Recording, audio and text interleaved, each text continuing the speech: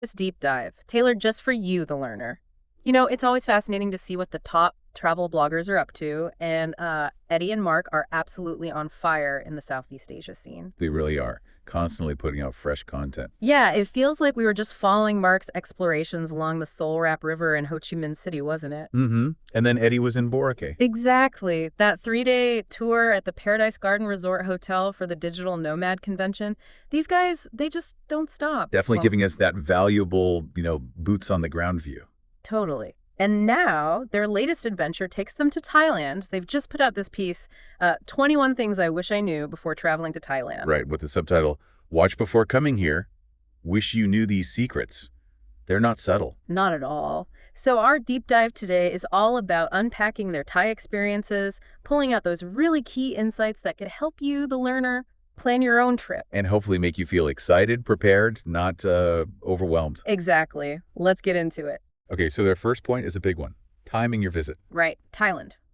Tropical country. It basically has two main seasons, they say, dry and wet. That's the core of it. And they strongly suggest aiming for travel between January and June or later in the year, October through December. Okay, and why those times specifically? Better weather. Generally, yeah. Less rain, more sun. Just makes exploring, easier and probably more fun. Makes sense. Because here's the flip side. They warn about July and August, the peak rainy season. And they don't just mean a bit of rain. They're talking significant downpours, maybe even flooding. They mentioned past issues in Bangkok. Yeah, Bangkok and other provinces too. It's a real possibility. Yeah. So that timing isn't just about comfort. It could genuinely impact your travel plans. Have you seen that kind of thing elsewhere in Southeast Asia? Oh, absolutely. Monsoon seasons can be intense. Sometimes you get deals, fewer crowds, sure. But the trade-off is disruption. Exactly. Risk of heavy rain, messing with transport, activities, something to weigh up. Okay. Good to know. So point 2, this is a practical one, airports in Bangkok. Right, this could easily catch people off guard. Unlike cities with just one main airport, Bangkok has two big ones. Suvarnabhumi, PKK. Yep, that's BKK. And the other is Don Mueang, DMK. Why two? Seems a bit unusual. Well, Don Mueang, DMK, used to be the main international one. Then Suvarnabhumi opened back in 2006. Okay. But instead of closing DMK, they kept it running, mainly now for budget airlines, domestic flights, that sort of thing. So it definitely could cause confusion if you're not aware. Maybe you have a connecting flight. For sure. Their advice is simple.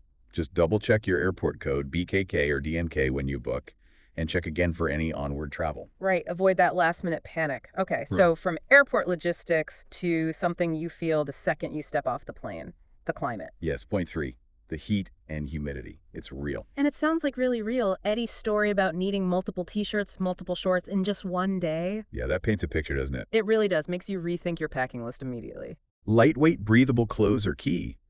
And the humidity, often makes it feel even hotter than the thermometer says. Ugh. They had some survival tips, though. Refreshing wipes. A definite must-have. Simple, but effective for a quick cool down. And this white hoodie idea for sun protection. Eddie's signature item, apparently. A bit surprising. It sounds counterintuitive, maybe, but it actually makes sense. Light colors reflect sun. Right. Unlike dark colors that absorb it. Exactly. And a lightweight hoodie gives you sun cover without being too heavy. Oh, It's really? pretty smart, actually. Okay. And they mentioned it stays warm even at night. Oh, yeah, don't expect cool evenings. Still warm, still humid, usually. Good to be prepared. All right, moving from climate to culture. Point 4, footwear etiquette. Temples and homes. Super important. This is a basic sign of respect in Thailand. Always take off your shoes, slippers, whatever, before going into a temple or someone's house. And the reason they gave is interesting, about feet being considered the, lowest or dirtiest part of the body. Yeah, that's a common perspective in many Eastern cultures. The head is considered the highest, most sacred part, and the feet the lowest. So contrasts with maybe some Western views. Definitely. So pointing feet at people or putting them up high, that's also a no-no. Removing shoes is like leaving the outside dirt and impurities behind when you enter a special place, whether it's sacred or someone's personal space. Makes total sense. Shows the importance of just being aware. Okay, their next point, number 5, touches on something potentially tricky. Social interactions, specifically politics. Yes. Given how complex things can be politically in Thailand, their advice to just, avoid discussing politics in public is probably very sensible for visitors. Easy to put your foot in it unintentionally. Very easy. And then there's the really critical part they The mentioned. royal family. Exactly. Deep sensitivity there. They stress, never express negative opinions, don't even really get into conversations about it in public. It's a serious offense. Legally serious, right? Yes. Under the lèse-majesté laws, the monarchy is deeply revered, tied into national identity, history, religion. It's not something visitors should comment on publicly. Safest bet. Avoid the topic completely. Absolutely crucial advice. Okay, moving on. Point 6 shifts to geography. Thailand is big. It really is. People might underestimate the scale. Eddie compared it to the Philippines, island hopping there. Mm-hmm. It gives you an idea of the distances. They mentioned key spots, Phuket, Pattaya, and south of there, Bangkok, of course, and then Chiang Mai, which is like a 14-hour trip from Bangkok. Yeah, a long haul really drives home that you need to plan realistically. Right. You can't just zip between all these places in a week. No way. And that little anecdote about meeting someone from just 3 hours north of Bangkok, Right. it hints at those less touristy areas to me. Right. The more down-home parts of the country beyond the main hubs. Different vibe entirely. Cool. So getting around those hubs, especially Bangkok, Mhm. point 7, public transport. This is where the BTS SkyTrain and the MRT subway really shine. They are fast, they're efficient, and crucially, air-conditioned. Oh, the aircon alone would sell me. A real escape from the heat and traffic. Definitely. They contrasted it with tuk-tuks and songthos. Those pickup trucks with benches. Yeah. Fun for a short ride, maybe, but they get stuck in traffic just like everything else. So for covering ground quickly in Bangkok, BTS and MRT are the way to go. Any tips for using them? they're pretty user-friendly, actually. English signs, mostly. You can get single tickets or grab a stored value card, like a rabbit card. A transit app on your phone helps too. And Eddie seemed to really get into the BTS, talking about Mark's idea of Bangkok having 4 exits via the SkyTrain lines. Huh. Yeah, that's a neat way to think about navigating the city layout using the train lines. Makes it sound less intimidating. And they also liked the sort of friendly vibe on the trains, connecting with local life. Yeah, it's a good point. You do get a slice of everyday Bangkok life on the trains. Okay, point 8 shifts to, well, less pleasant but important stuff, health concerns. Ah, yes. Tropical climate means bugs and bites. Mosquitoes, dog bites, stomach bugs. Pretty standard travel risks in the tropics, unfortunately. But they really hammered home the mosquito repellent point. Yeah, not just for itching, but diseases like malaria, dengue, fever. Exactly. Those can be serious. So using repellent consistently, especially around dawn and dusk, is really important. And being cautious with stray animals and food hygiene helps too. Common sense, but good reminders. Okay, point 9 was interesting about healthcare and the Bill and Melinda Gates Foundation. Yeah, that was quite something. They mentioned significant funding and improvements to Thailand's healthcare system, thanks to the foundation. Apparently before around 2018, things weren't as good. Dental, hospitals. That was the perception they shared. It seems like the foundation's involvement might have really helped upgrade facilities, training, access, And they mentioned a world ranking now, 76. which suggests, a pretty substantial improvement. Good news for travelers needing care. Definitely reassuring. Okay, point 10 brings us back to culture, specifically religion. Buddhism. It's the official religion. And showing respect for beliefs, customs, daily practices is just fundamental for visitors. Like being respectful in temples, mindful of monk. Exactly. They compared it to respecting local laws and religions anywhere you travel. It's basic, responsible tourism. Makes sense. And point 11 builds on that respect theme.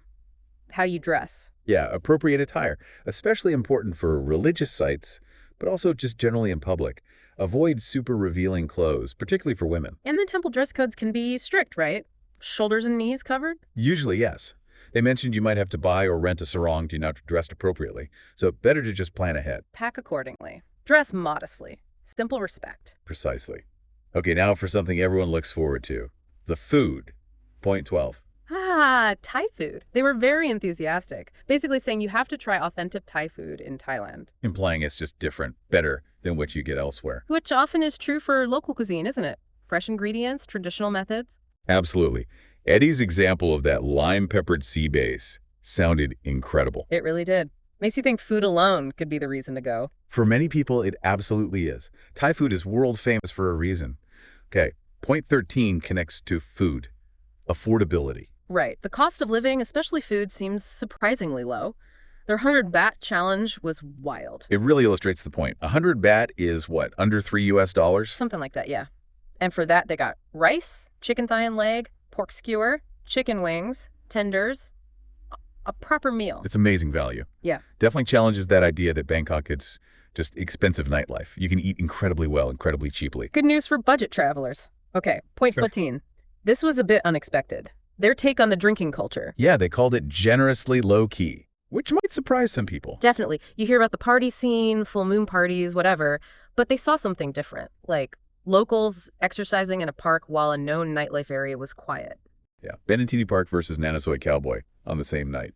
It suggests maybe the party scene is quite localized. Or just that Thai social life isn't only about bars. There's community stuff, fitness. Exactly. It's a good reminder not to just rely on stereotypes. See the everyday reality, too. True. Okay, point 15 deals with something visitors might encounter, especially in certain areas. Sex work. An important thing to be aware of, yeah, Mm-hmm. particularly in red light districts. Their main advice was just be firm, be clear if you're approached and not interested. They mentioned common approaches like, where are you going? Or trying to grab your hand. Mm-hmm.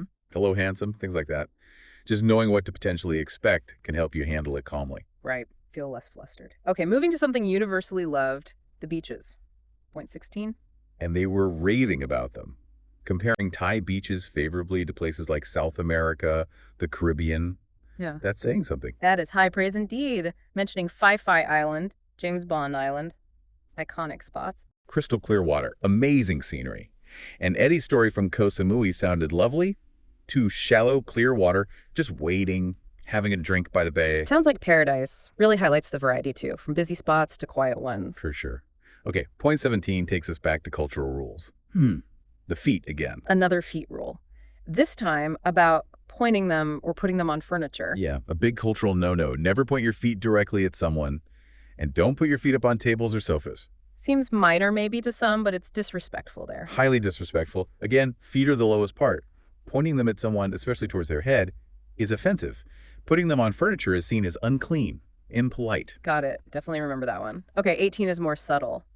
Social status. Right, this is more nuanced. Yeah. They suggest social status plays a more significant role in daily interactions in Thailand than maybe in some Western cultures. How so? They mention things like yielding way in elevators or on sidewalks. Yeah, and maybe observing different treatment in fancy hotels or restaurants based on how someone looks or is perceived. There's a hierarchical element. So visitors aren't expected to understand it all, but just be aware it exists. Pretty much. Just being respectful to everyone is the key takeaway, as always. Good advice anywhere. Okay, 19 is super serious. Drugs. Extremely serious. This warning was stark.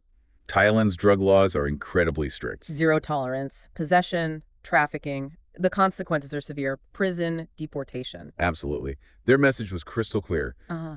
Just don't get involved with drugs. At all. Ever. It's not worth the risk. Cannot stress that enough. Okay, point 20. National pride.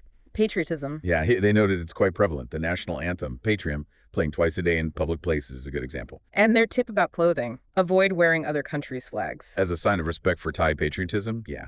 It's a small thing, but shows cultural sensitivity, being a considerate visitor. Makes sense. And the final main point, 21. Another crucial boundary. The head. Yes, absolutely. Do not touch a Thai person's head, male or female. Doesn't matter. Because the head is considered sacred. The most sacred, spiritually significant part of the body. Exceptions are basically only for, like, very close family, parents with young kids. For visitors, just keep your hands away from people's heads. Vital rule to know. Okay, and then they had that fascinating bonus insight about smiles. Right, Thailand, land of smiles, but it's way more complex than that. Apparently there are like 17 different types of smiles, each Yeah. meaning something different. It's incredible, isn't it? Friendship, politeness, amusement, enjoyment, maybe even embarrassment or apology. Hmm. A whole language in a smile. Wow. And that just shows the depth of the culture. Eddie wanted to research them more. Yeah, it speaks to how much there is to learn beyond the surface. Makes you think about all the non-verbal cues. So yeah, as you can see, the learner, Eddie, and Mark's list, it really covers a lot of ground. It's this great mix of super practical stuff and really important cultural nuances. Absolutely. From weather and airports to food, etiquette, safety. Yeah. It's invaluable stuff if you're planning a trip. We really hope this deep dive has given you a solid starting point, maybe spark some more curiosity about Thailand. Perhaps you'll even try to spot some of those 17 different smiles yourself. Huh, maybe. So what stands out most to you, the learner, from all these tips? What other places in Southeast Asia are you wondering about? Yeah, let us know. This is just